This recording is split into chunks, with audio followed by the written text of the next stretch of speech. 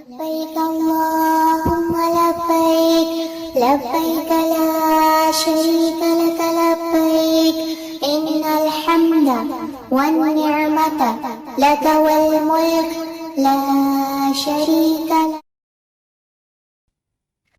السلام علیکم ورحمۃ اللہ وبرکاتہ.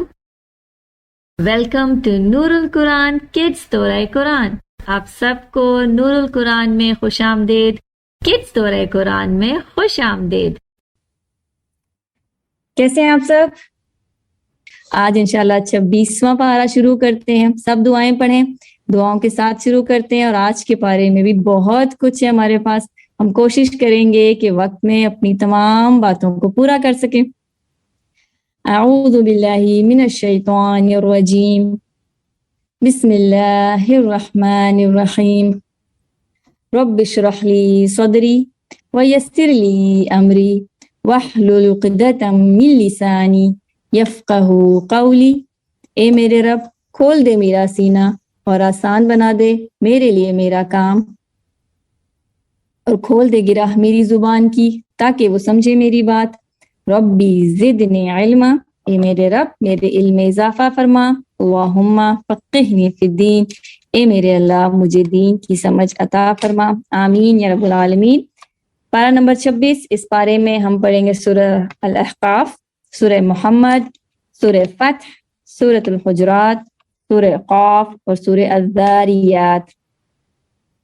شروع کریں گے انشاءاللہ سورہ احقاف سے. سورہ احقاف میں آیت نمبر 15 میں اللہ تعالیٰ فرماتے ہیں وَوَصَّيْنَا الْإِنسَانَ بِوَالِدَيْهِ إِحْسَانًا. اور ہم نے انسان کو اپنے والدین کے ساتھ بھلائی کرنے کا حکم دیا ہے. اس آیت میں اللہ تعالیٰ ہمیں ماں باپ کے ساتھ اچھا سلوک یعنی احسان کرنے کی بات کر رہے ہیں. احسان کا کیا مطلب ہوتا ہے؟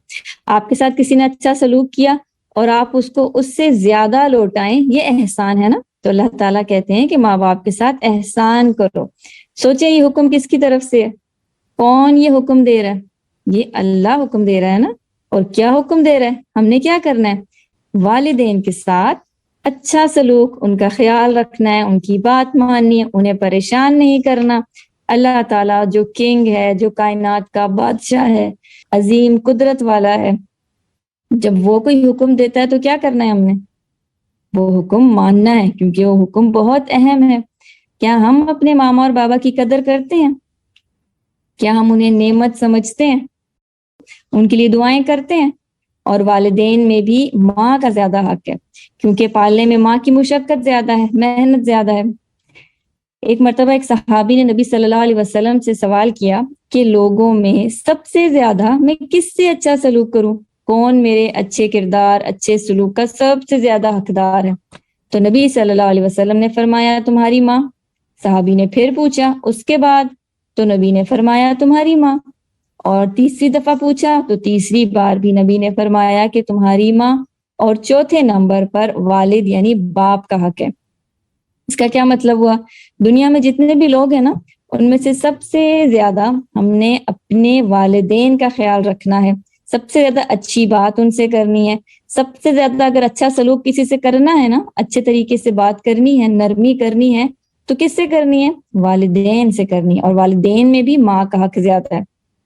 اب آپ سب سوچیں کہ آپ سب اچھی بات کس سے کرتے ہیں؟ کس سے آپ پولائٹ رہتے ہیں؟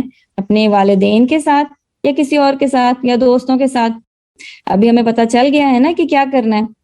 احسان کرنا ہے اپنے والدین کے ساتھ، اور دنیا میں سب سے زیادہ اچھا سلوک اپنے والدین کے ساتھ کرنا ہے. اگلی آیت میں اللہ تعالیٰ کہتے ہیں وَالَّذِي قَالَ لِوَالِدَيْهِ أُفٍّ لَكُمَا. اور جس شخص نے اپنے ماں باپ سے کہا کہ اف اف، یعنی جس نے ماں باپ کو اف کہا وہ نالائق ہے، وہ بدبخت ہے. اللہ تعالیٰ کہتے ہیں کہ والدین سے نرمی سے بات کرنی ہے، غصے سے بات نہیں کرنی، ان کے سامنے اونچا نہیں بولنا اور اف نہیں کہنا. والدین کی خدمت بہت ضروری ہے، اللہ نے یہ لازم کیا ہے. ہم نے پچھلے پاروں میں بھی انبیاء کا ذکر پڑھا تھا نا کہ وہ والدین سے کیسے بات کرتے تھے.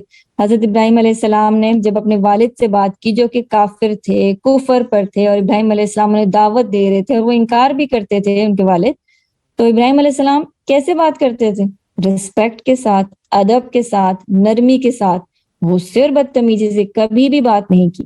اسی طرح ہم نے اور بھی انبیاء کا پڑھا، یوسف علیہ السلام نے بھی جب اپنے والد سے بات کی تو بہت پیار سے بات کی، ادب سے بات کی۔ تو پیارے بچوں، مسلمان بچے اچھے اخلاق والے ہوتے ہیں، اچھے ادب والے ہوتے ہیں، والدین کی بات ماننے والے ہوتے ہیں اور ان کے ساتھ نرم بات کرنے والے ہوتے ہیں۔ اللہ تعالیٰ نے ایسی اولاد کو بدبخت کہا ہے جو آگے سے جواب دیتے ہیں، جو بحث کرتے ہیں، جو غصہ کرتے ہیں، جو والدین کے سامنے اونچا بولتے ہیں اور ماں باپ کو اف کہتے ہیں۔ اف کہنے کا کیا مطلب ہوتا ہے؟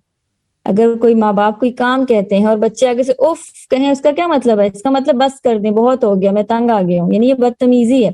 اس سے والدین بہت ہرٹ ہوتے ہیں، ایسے ایٹیچیوڈ سے، ایسے رویوں سے، اف کہنے سے والدین کو دکھ ہوتا ہے۔ سوچیں، ہمیں اگر کبھی والدین نے، ماما یا بابا نے کسی کام کا کہا ہو یا کسی کام سے روکا ہو، منع کیا ہو، تو ہم اف تو نہیں کہتے نا، کیونکہ اللہ نے اس کو بدبخت کہا، یعنی نالائق کہا ہے۔ جو اف کہتا ہے اللہ ان سے ناراض ہوتا ہے۔ اس لفظ کو یاد رکھیں، اور یہ ورڈ ہم نے کبھی بھی اپنی ماما یا بابا کو نہیں کہنا، کبھی بھی بدتمیزی نہیں کرنی۔ سورہ احقاف کے بعد آگے سورہ محمد ہے، محمد صلی اللہ علیہ وسلم کے نام پر۔ اس میں اللہ تعالیٰ فرماتے ہیں افلا یتدبرون القرآن، کیا یہ لوگ قرآن میں غور نہیں کرتے؟ یا ان کے دلوں پر تالے لگ گئے ہیں، دل بند ہو گئے ہیں۔ اللہ تعالیٰ یہاں قرآن کو سمجھ کر پڑھنے کی بات کر رہا ہے کہ قرآن کوئی عام کتاب نہیں ہے، اسے وقت دینا ہے، اس کے پیغام کو، اس کے میسج کو سمجھنا ہے۔ ہم نے دیکھنا ہے کہ اللہ تعالیٰ اس میں کیا کہہ رہا ہے، کیا کہہ رہا ہے۔ اللہ تعالیٰ کہتے ہیں کہ بھلا یہ لوگ قرآن میں غور نہیں کرتے، یعنی یہ قرآن کی آیات ہیں، جو اللہ کا میسج ہے، جو اللہ کا پیغام ہے، اس کو سمجھتے نہیں ہیں، یا پھر ان کے دلوں پر پردے ہیں، یعنی پڑھتے بھی ہیں قرآن، سمجھنے کی کوشش بھی کرتے ہیں، پھر بھی اس پر عمل نہیں کرتے۔ کیونکہ صرف پڑھنا کافی نہیں ہے، قرآن کو اس پر غور کرنا، سمجھنا، قرآن کو وقت دینا اور پھر اس پر عمل کرنا، یعنی اللہ نے جو حکم دیا ہے اس پر عمل کرنا، یہ ضروری ہے۔ جس طرح ابھی ہم نے والدین کا حکم سنا تو ہم نے کیا کرنا ہے؟ اس پر عمل کرنا ہے۔ قرآن کو صرف پڑھنا نہیں ہے، اپنی زندگی میں لے کر آنا ہے۔ ماشاءاللہ اس دورہ قرآن میں آپ روزانہ قرآن کو پڑھتے ہیں، ایک ایک پارہ ہم پڑھیں، کچھ آیات کو پڑھیں اور پھر غور کرتے ہیں۔ تو قرآن کا اصل مقصد اللہ کی بات کو سننا ہے نا، اللہ ہمیں جو حکم دے رہا ہے اس کو فالو کرنا ہے۔ کیونکہ اگر ہم قرآن کو سمجھیں گے نہیں اور اس کے مطلب پر غور نہیں کریں گے تو قرآن کا وہ فائدہ ہمیں نہیں ملے گا جو اس کا مقصد ہے، ہمیں پتہ ہی نہیں چلے گا اللہ ہم سے کیا بات کر رہے ہیں۔ تو پیارے بچوں، ہم نے قرآن کے مقصد کو حاصل کرنا ہے۔ الحمدللہ نور القرآن میں سارا سال بچوں کے اور بڑوں کے لیے قرآن کے کورسز ہوتے رہتے ہیں۔ اگر آپ نے کوئی بھی انفارمیشن لینی ہے تو آپ ویب سائٹ پر جا کر nurulquran.com پر یہ ساری انفارمیشن آپ لے سکتے ہیں، کیونکہ ہم نے قرآن کو صرف رمضان میں تو نہیں پڑھنا نا، سارا سال پڑھنا ہے اور سارا سال قرآن کو وقت دینا ہے تاکہ ہمیں سارا سال قرآن سے فائدہ ملے۔ تو آپ نے اپنے اپنے وقت کے مطابق، اپنی اپنی سہولت کے مطابق کورسز میں رجسٹر کرنا ہے تاکہ سارا سال ہم قرآن سے جڑے رہیں۔ سورہ محمد کے بعد سورہ فتح ہے۔ سورہ فتح صلح حدیبیہ کے بعد نازل ہوئی تھی۔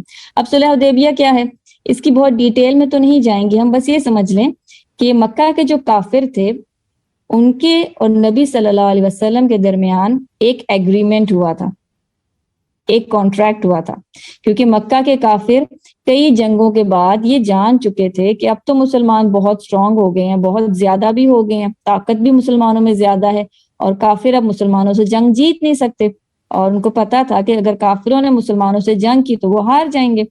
تو کافروں کے اور مسلمانوں کے درمیان ایک ایگریمنٹ ہو گیا کہ اب جنگ نہیں ہوگی، اب کافر مسلمانوں کو تنگ نہیں کریں گے اور 10 سال تک کوئی جنگ نہیں ہوگی۔ یہ جو ایگریمنٹ ہے نا، اسے صلح حدیبیہ کہتے ہیں، اور یہ بہت امپورٹنٹ تھا کیونکہ اس کے بعد مسلمانوں نے بغیر کسی جنگ کے خوف کے، ان کو ڈر نہیں تھا کہ کافر حملہ کریں گے، بغیر کسی ڈر کے وہ دین کا کام کرتے تھے اور اللہ کی بات کو دور دور تک پہنچایا، اور کافر انہیں تنگ بھی نہیں کرتے تھے کیونکہ اب تو کانٹریکٹ ہو گیا تھا، ایگریمنٹ ہو گیا تھا۔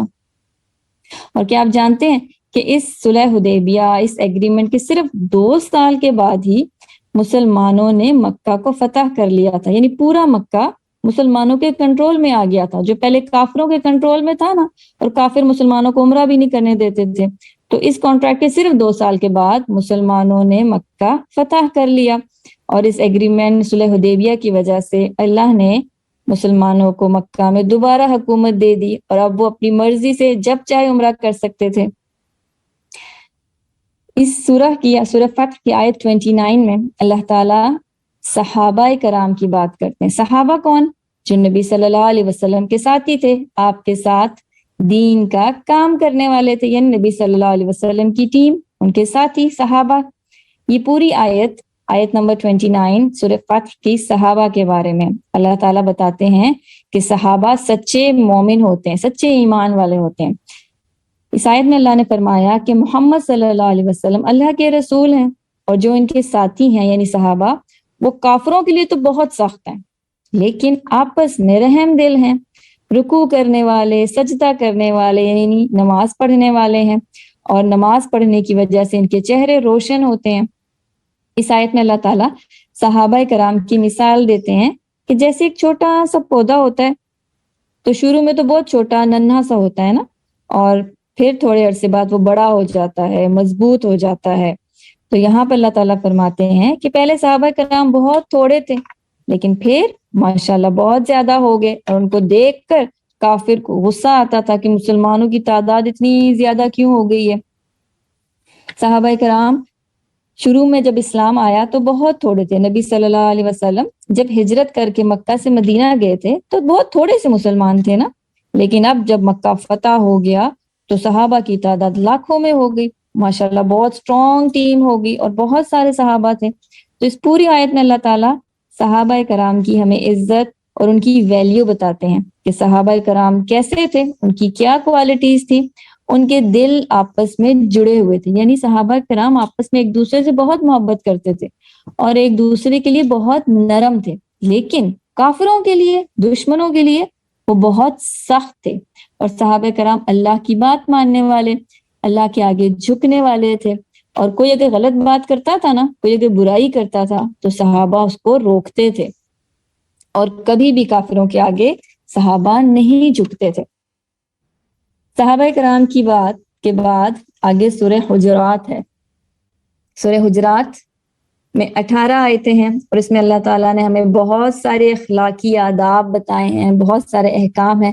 سب بچے ان آداب کو لکھیں، 1 2 3 کر کے اپنے پوائنٹس بنانے ہیں، کیونکہ یہ بہت اہم ہے، بہت امپورٹنٹ آداب ہیں، یہ ہم سب کو آنے چاہیے.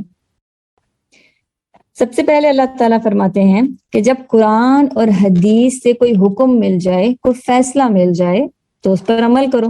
اس کا مطلب ہے کہ جب اللہ تعالیٰ کوئی کام کرنے کا کہہ دے تو جیسا کام کہا ہے ویسا کرو. اپنی مرضی سے کوئی پلس مائنس نہیں کرنا، یعنی جو بات اللہ اس کے رسول نے جتنی کہی ہے نا، ہم نے وہ اتنی ہی کرنی ہے، نہ اس سے زیادہ کرنی ہے، نہ اس سے ہم نے کم کرنی ہے. اللہ نے اور اللہ کے نبی نے جیسا کہا ہے ویسا ہی کرنا ہے. اپنی مرضی سے ہم نے دین میں چینجز نہیں کرنی. ہم اپنی مرضی سے اسلام میں کوئی چیز ایڈ کر کے نہیں کہہ سکتے کہ یہ اسلام کی بات ہے اگر وہ اسلام میں نہیں ہے. تو جو بات اللہ نے کہی ہے بس وہی بات کرنی ہے، اپنی مرضی سے ہم نے اس کو تبدیل نہیں کرنا. دوسری بات جو اللہ نے دوسرا حکم دیا ہے وہ بھی بہت اہم ہے کہ جب کوئی خبر ملے تو اس پر تحقیق کر لو. یعنی جب کوئی خبر ملے تو چیک کر لو کہ وہ خبر ٹھیک ہے کہ نہیں. خاص طور پر جب کسی کے خلاف کوئی بات سنو تو بہت سوچ سمجھ کر اس بات پر کوئی ایکشن لو. یعنی کوئی افواہ ہے، کوئی خبر ہے تو بہت سوچ سمجھ کر اسے آگے پہنچاؤ. آج ہمیں 1 سیکنڈ لگتا ہے فارورڈ کرنے میں. کوئی بھی ہمیں انفارمیشن ملتی ہے یا کوئی میسج آتا ہے تو ہم اس کو ٹھیک چیک ہی نہیں کرتے کہ وہ ٹھیک ہے کہ نہیں. اور کتنے لنکس اور ویڈیوز ہمیں ملتی ہیں اور ہم اسے آگے فارورڈ کر جاتے ہیں، اور بغیر سوچے سمجھے وہ بات آگے سے آگے جاتی رہتی ہے. اور ہوتا کیا ہے، وہ غلط خبر آگے سے آگے جاتی رہتی ہے اور سب اس کو سچ سمجھنے لگتے ہیں کیونکہ اب وہ پھیل گئی ہے. اللہ تعالیٰ کیا کہہ رہا ہے؟ اللہ کہہ رہا ہے کہ ہم نے کوئی بھی نیوز ملے، کوئی بھی خبر ملے، اسے بغیر سوچے سمجھے آگے نہیں پہنچانا. پہلے چیک کر لیں کہ وہ خبر ٹھیک ہے کہ نہیں، وہ سچ ہے یا جھوٹ. ہم نے کوئی بھی خبر آگے نہیں پہنچانی بغیر سوچے سمجھے. کہ اللہ تعالیٰ فرماتے ہیں فَأَصْلِحُوا بَيْنَهُمَا، دو لوگوں کے درمیان صلح کرا دو. یہ بھی اللہ کا حکم ہے کہ اگر تمہارے دو دوستوں میں آپس میں کوئی ناراضگی ہو گئی ہے یا کوئی لڑائی ہو گئی ہے تو ان میں دوستی کرا دو, صلح کرا دو. اور آپ جانتے ہیں کہ دو ناراض دوستوں میں صلح کرانا بھی صدقہ ہے اور اللہ کو بہت پسند ہے. مسلمانوں میں آپس میں بھائیوں جیسی محبت ہونی چاہیے. اگر کوئی ناراض ہو تو اس کے دوست کو چاہیے کہ اس کو منا لے, اس کی صلح کرا دے. اور اگر دو دوست ناراض ہیں تو کبھی یہ نہ کہیں کہ ہمارا تو کوئی تعلق نہیں ہے, خود ہی نمٹ لیں گے. نہیں, اگر دو مسلمان آپس میں لڑتے ہیں, ناراض ہیں, تو تیسرے کو چاہیے کہ ان میں دوستی کرائے اور انصاف کے ساتھ کرائے, دونوں میں برابری کے ساتھ کرے. کیوں کرائے؟ کیونکہ مسلمان بھائی بھائی ہیں, مسلمان ایک ٹیم کی طرح ہوتے ہیں. اگر ٹیم کے دو لوگ آپس میں لڑائی کر رہے ہیں تو مسلمانوں کی تو ٹیم کمزور ہو جائے گی نا, اور مسلمان تو آپس میں لڑنے لگ جائیں گے, اور دشمن کے لیے تو مسلمانوں پر اٹیک کرنا بہت آسان ہو جائے گا. اسی لیے اللہ تعالیٰ یہاں میں کہہ رہا ہے کہ ایک مسلمان دوسرے مسلمان کا بھائی ہے. مسلمان ایک دوسرے کا خیال رکھتے ہیں, ایک دوسرے کے غم اور خوشی میں شریک ہوتے ہیں. اور اگر کسی وجہ سے, کسی غلط فہمی کی وجہ سے یا کسی کی غلطی کی وجہ سے دو مسلمان آپس میں ناراض ہوں تو ان میں دوستی کرا دو, صلح کرا دو. کوئی مس انڈرسٹینڈنگ ہے تو وہ دور کر دو, کوئی گلہ ہے, شکوہ ہے تو وہ کلیئر کر دو. ان کے درمیان کوئی بیڈ فیلنگز نہ رہیں, ان کے آپس میں تعلق کو بہتر بنا دو. اس کے بعد آگے اللہ تعالیٰ ہمیں اور بھی مزید آداب سکھاتے ہیں, کیونکہ آداب سکھانے بہت ضروری ہیں. آداب اگر نہ ہو زندگی میں تو انسان بہت بے چین رہتا ہے, ڈسٹرب رہتا ہے. اسی لیے اللہ تعالیٰ ہمیں آداب سکھاتے ہیں. اگلا ادب ہے, اللہ تعالیٰ کہتے ہیں کسی کا مذاق نہ اڑاؤ. کسی کو دیکھ کر ہنسنا, اس کا مذاق اڑانا, یہ سخت ناپسند ہے. اب سوچیں یہ حکم کہاں پر ہے؟ یہ حکم قرآن میں ہے. اور کون کہہ رہا ہے؟ اللہ کہہ رہا ہے. اس کو آپ چھوٹا حکم نہ سمجھیں. اللہ کا حکم ہے کسی کا مذاق نہیں اڑانا. یہ بتائیں کہ آپ نے کبھی کسی کا مذاق اڑایا ہے؟ کبھی کہا ہے کہ اس کے کان بڑے ہیں, یا اس کی آنکھ چھوٹی ہے, یا وہ کوئی موٹا ہے, یا کسی کے لباس کا مذاق تو نہیں اڑایا؟ یہ تو بہت کامن مسئلہ ہے. بچے تو بہت یہ کرتے ہیں, ہم یہ بہت دیکھتے ہیں, اور بہت سے بچوں کی یہ عادت ہوتی ہے. یہ بری بات ہے, کیونکہ کسی کا مذاق اڑانے کا مطلب ہے کہ ہم اللہ کا مذاق اڑاتے ہیں. اگر ہم کسی پر ہنستے ہیں کہ وہ چھوٹے قد کا ہے, یا کالا ہے, یا موٹا ہے, اور اس کا مذاق اڑاتے ہیں, تو اسے تو اللہ نے بنایا ہے نا. تو اس کا مطلب ہے ہم اللہ پر ہنس رہے ہیں, اللہ کا مذاق اڑا رہے ہیں. آپ کو بھی تو اللہ نے بنایا ہے. اگر اللہ چاہتا تو ہنسنے والے بچے کو بھی ویسا بنا دیتا جیسا دوسرا بچہ ہے. تو پیارے بچوں, کسی کی نقل نہیں اتارنی, اور یہ نہیں کہنا کہ وہ ایسے چلتا ہے, وہ ایسے بولتا ہے, یا کسی کی طرف اشارہ کرنا, یہ سب منع ہے.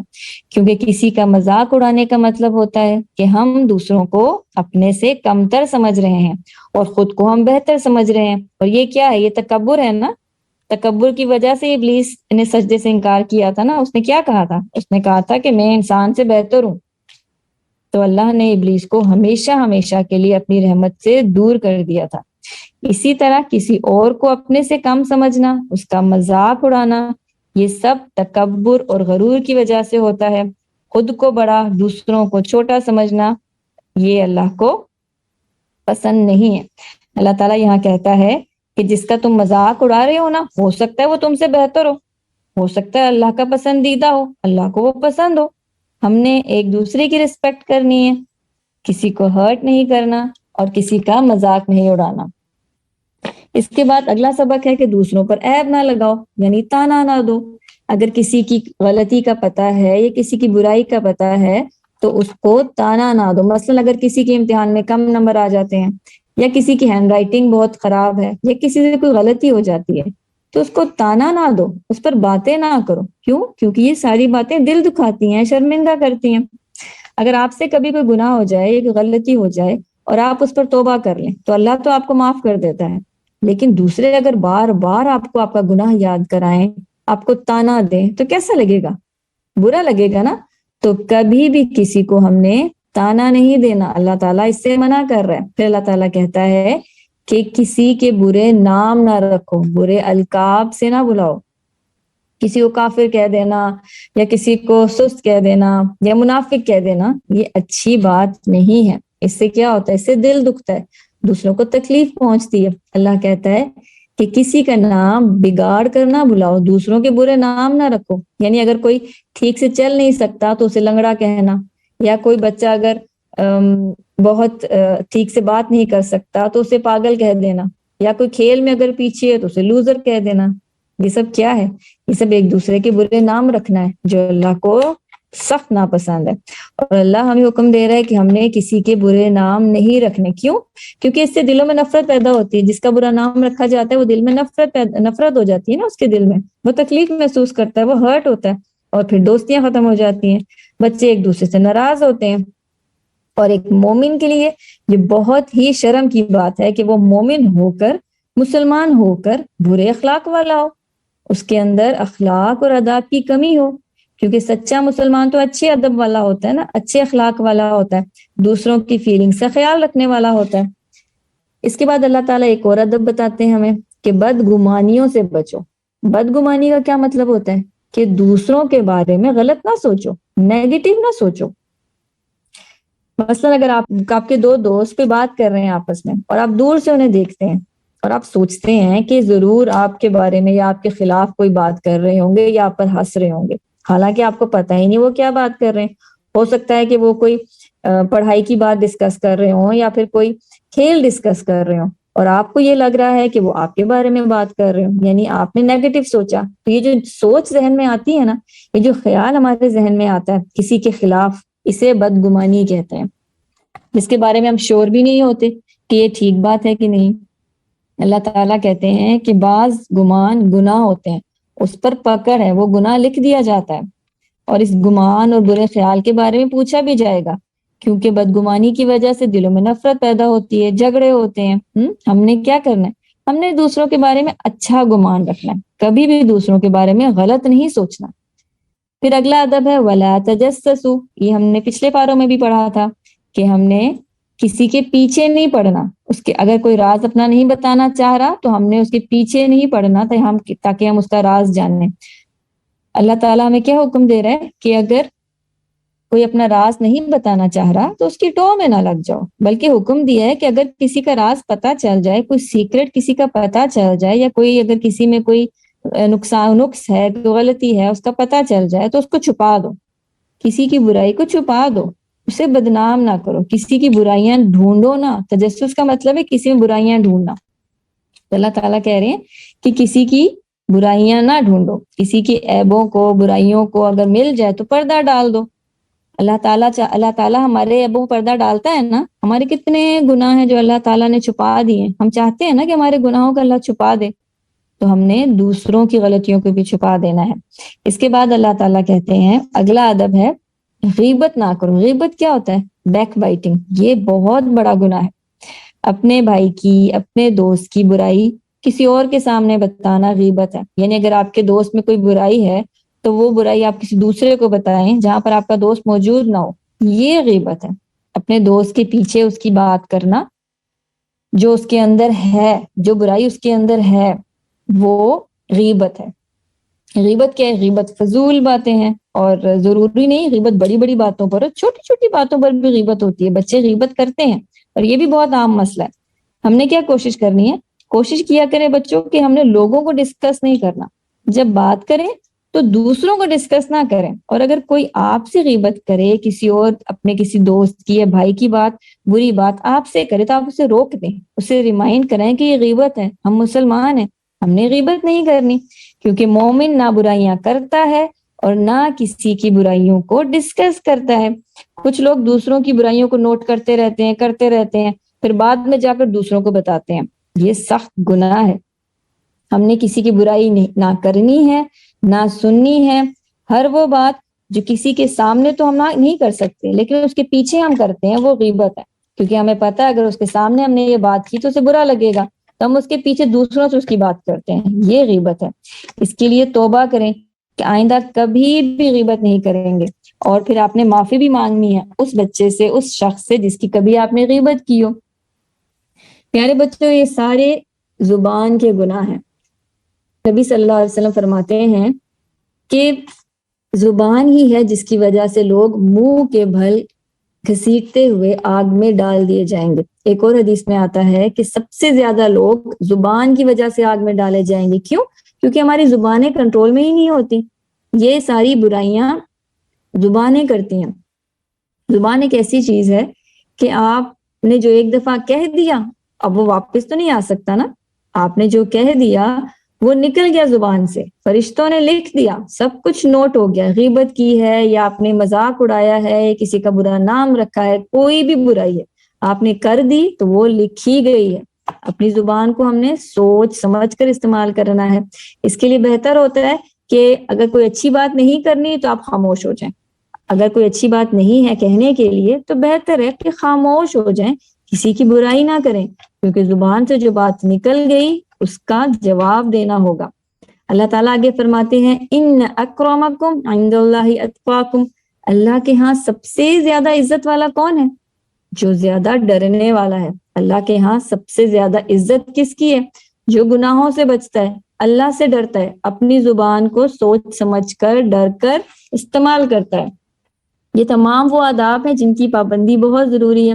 ہم نے ضرور ان باتوں پر عمل کرنا ہے، کیونکہ یہ اللہ کا حکم ہے، یہ فرض ہے۔ ان آداب کا ہم نے خیال رکھنا ہے، ان کے بارے میں پوچھ ہوگی، کیونکہ ان احکام کو اگر ہم نہیں مانیں گے تو کیا ہوگا؟ فساد ہوگا، جھگڑے ہوں گے، نفرتیں ہوں گی، تعلق خراب ہوں گے، اور پھر انسان کسی کام کا نہیں رہتا۔ اللہ تعالیٰ نے تو ہمیں بڑے بڑے کاموں کے لیے دنیا میں بھیجا ہے نا، مومن کے تو بڑے بڑے کام ہیں۔ تو ان چھوٹی چھوٹی باتوں پر ہم نے غور نہیں کرنا، اپنی زبان کا صحیح استعمال کرنا ہے۔